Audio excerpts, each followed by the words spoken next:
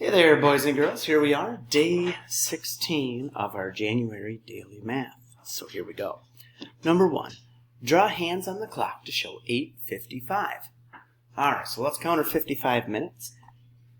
5, 10, 15, 20, 25, 30, 35, 40, 45, 50, 55. So our minute hand's going to be all the way up to the 11 on there. Okay, so there we are with our minute hand, 55 minutes. Now, the hour hand needs to be somewhere between 8 and 9. So I'm going to move it because it's just about 9 o'clock. So I'm going to move the hour hand like way here.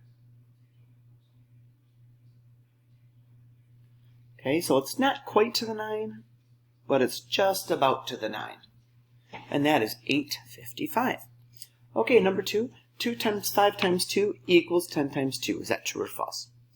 Well, if we remember the associative property, we can put these two together.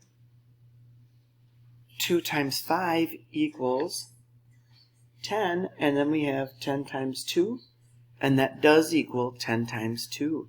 That is true. Thank you, associative property. Number 3. Lorena orders 2 hot chocolates, 3 peppermint twists, and 1 chocolate fizz. How much did Lorena spend? All right, 2 hot chocolates, so times 2 equals $4. And 3 peppermint twists,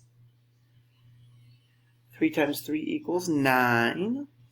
And 1 chocolate fizz, which equals 1. So the total of these, $4, $9, and $1. 9 plus 1 is 10, and 4 equals 14. All right, number 4. Make an estimate. This is a medium-sized mug. It holds 1.5 cups of water. How many mini marshmallows do you think will fill this mug? And then how many regular-sized marshmallows will fill this mug? Well, I'm thinking a mini marshmallow is like that. So I'm thinking inside of there, each row of that mug probably holds like 8 marshmallows, 8 mini marshmallows.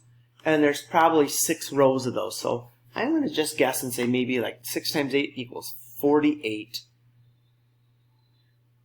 mini marshmallows. And then how many regular? Now that's the bigger one there. So 4 big ones, right? 4 regular marshmallows. And number 5, write this number in expanded form. So we have 700 plus 80 plus 2. All right, great job, boys and girls. We'll see you tomorrow for day 17 of your daily math.